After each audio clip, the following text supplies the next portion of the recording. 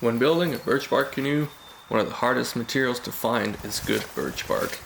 Today, I explore the forest looking for a straight trunk with no branches for at least 11 feet long, the length of my future canoe.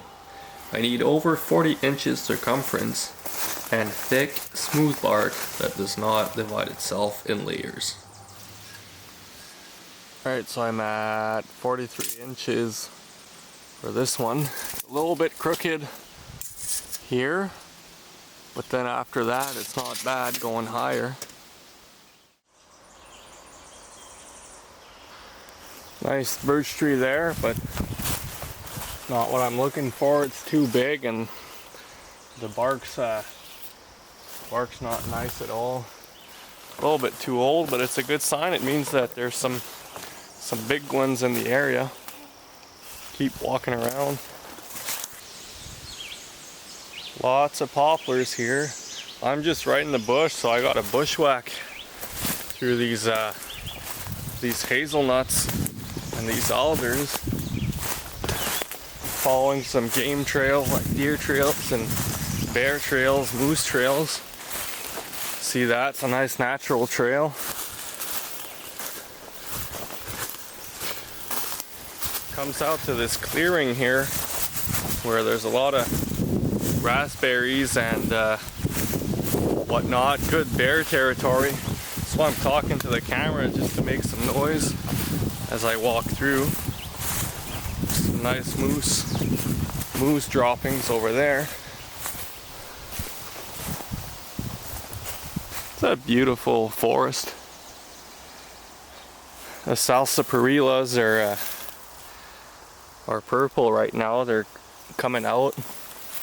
Salsaparilla. It always has these cool round umbels or round flowers. Yeah, there's a few birches, but not very many. Not the best of areas. So I'm gonna go explore another spot.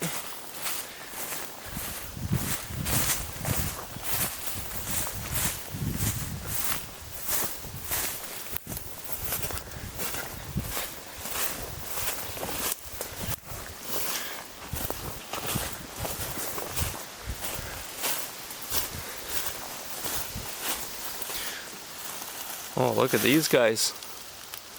These are Labrador tea.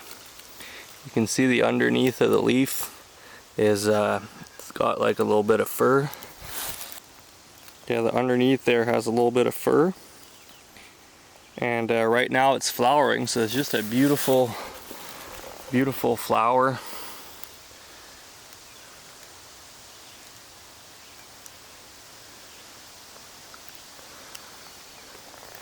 These see here, so these guys here are just about perfect for gathering for some nice Labrador tea. When the leaves come out like that, their essential oils are coming out fresh, and it's a way better taste than the older, darker leaves. So if somebody wants to gather some Labrador tea beginning of June-ish. Oh, there's some. See, these ones are a little bit more out. These ones would be just about perfect. I think I'll grab some quick, fill up my my cap while I'm here. Perfect.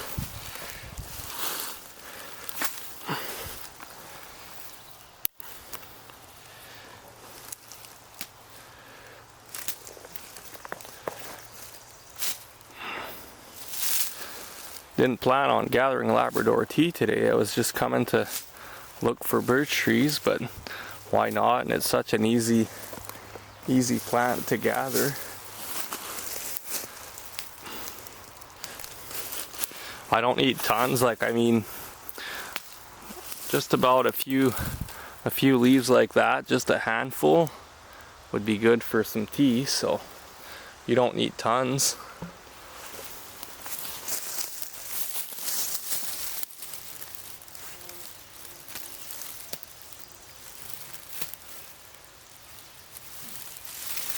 Labrador tea in Latin is Ledum Groenlandicum.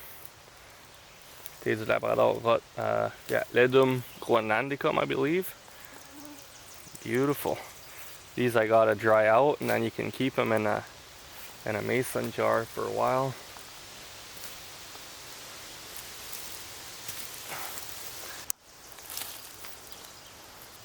By the way, guys, these are the Nomadic Woodsman caps, official channel caps, and they were great for gathering Labrador tea. Yeah, I'm getting some more of those caps done up. I do them locally here, so if you're in or around Cold Lake, Alberta, or if you want me to ship you one, we could arrange for payment, but it costs a lot more with the shipping, and yeah, like it's like they're nice caps. Like I had this one for 2 years now, and it didn't lose its color. I have another model that's not the netting, it's just the flex fit. Those ones, they go the black goes brown a little bit faster, but anyways, and then I might but I will do a giveaway here soon, and I'll probably throw a cap in there too, so keep an eye out for the giveaways. More little Labrador teas over here. They're easy to spot. Like, these ones are not flowering, but still small. Yeah, so just like any other plant, like when you're gathering, you want to, out of a stand, just grab a few. Like, not grab all of these, just a few, and then walk a little bit, go to another spot. You can really see the deer path easily here, straight line, and there's some deer droppings there too. See, these salsaparillas are out a lot more than the other ones. They do turn green once they finished growing.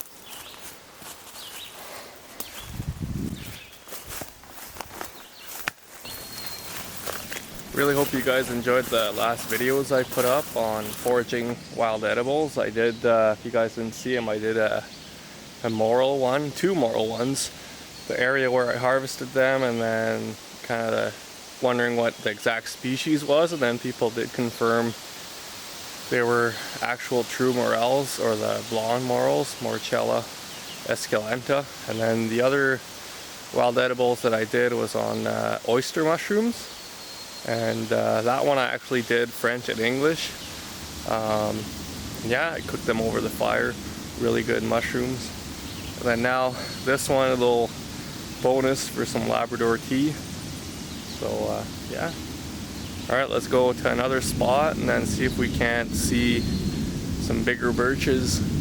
Got a jet coming over. Let him pass by.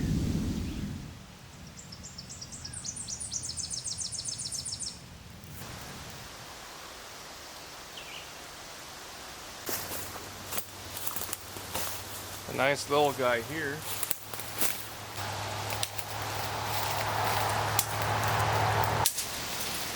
It's only 36 inches, not very big, but decent.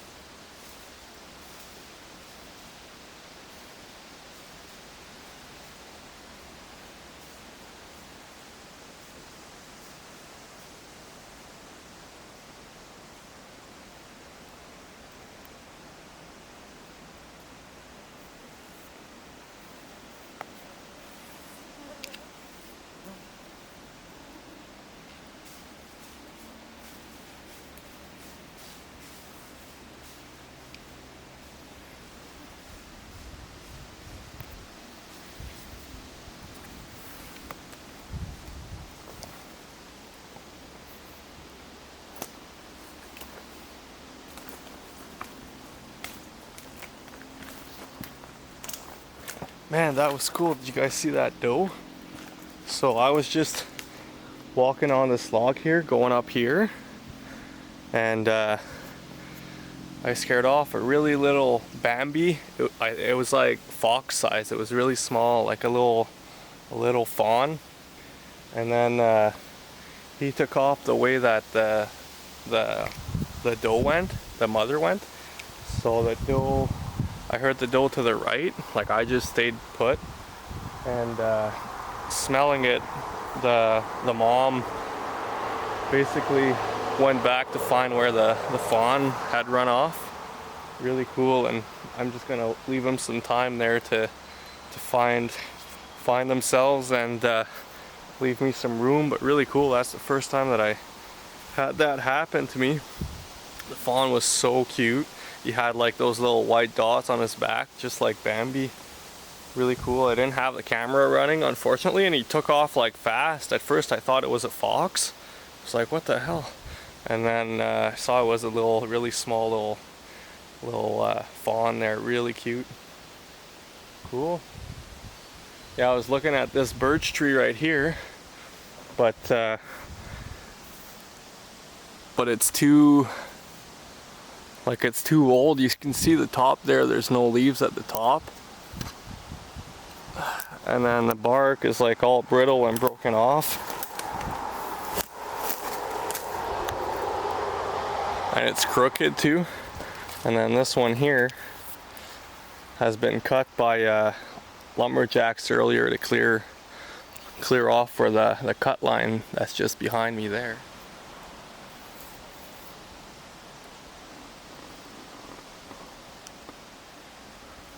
Look at this tree. Holy buddy.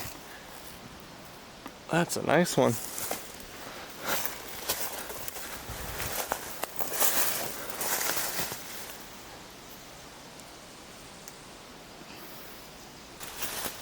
Yeah, so I don't think this one's worth gathering.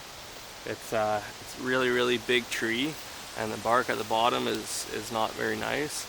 But just want to measure them for the fun of it.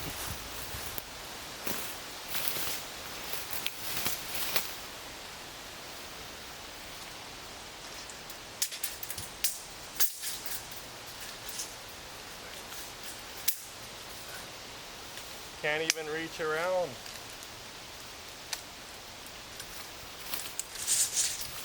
Yeah, it's got 68 inches at the bottom, so if the bark would be nice, that's the size of the sheet of bark that you would have.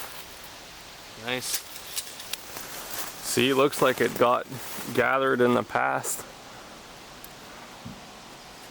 where the bark healed up or it was peeled off. You can almost see like a knife cutting there.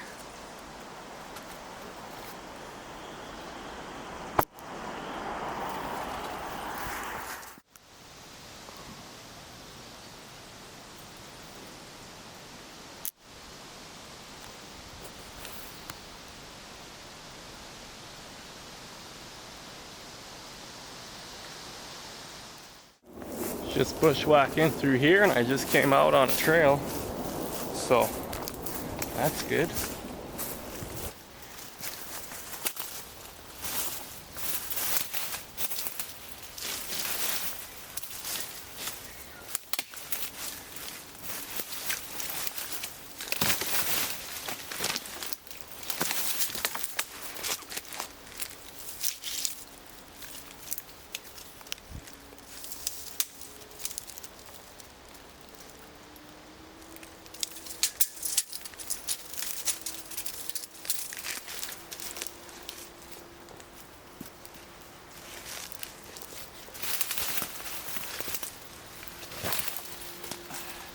Okay, so this guy's diameter at chest height, I'm at 47.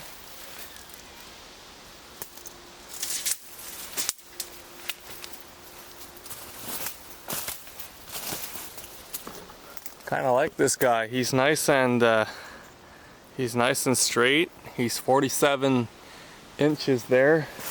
Don't see any branches or knots or big bumps.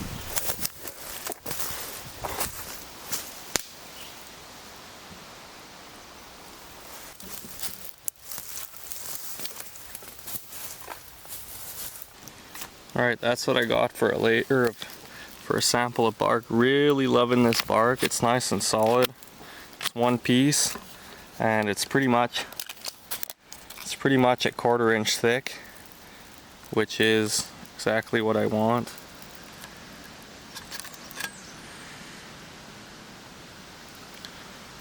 I'll mark this spot.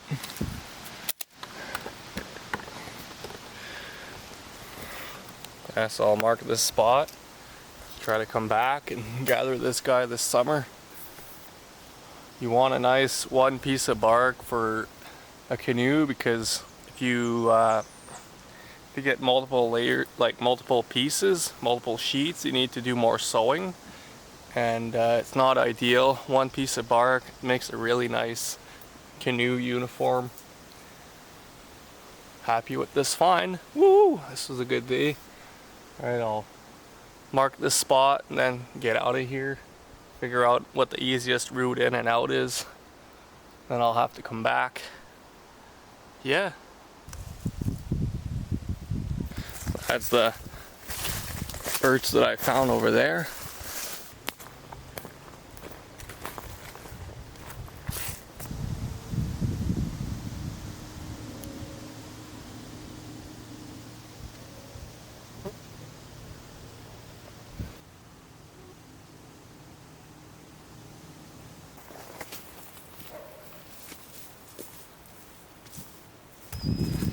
Okay, now I'm debating if I follow this quad trail, see where it goes, or just bushwhack through. But it'd be nice to have a trail to come and gather the bark and bring it out.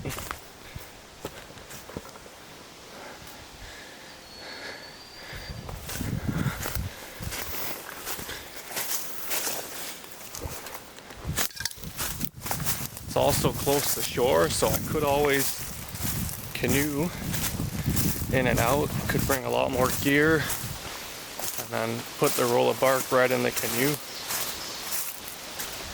instead of having it on my back all the way. Oh yeah, this is not too far of a hike. Looks like it comes back out here. Cool. Alright guys, thanks for watching. Stay tuned for more episodes. Alright, have a good one, stay safe, and yeah, woo, stay healthy.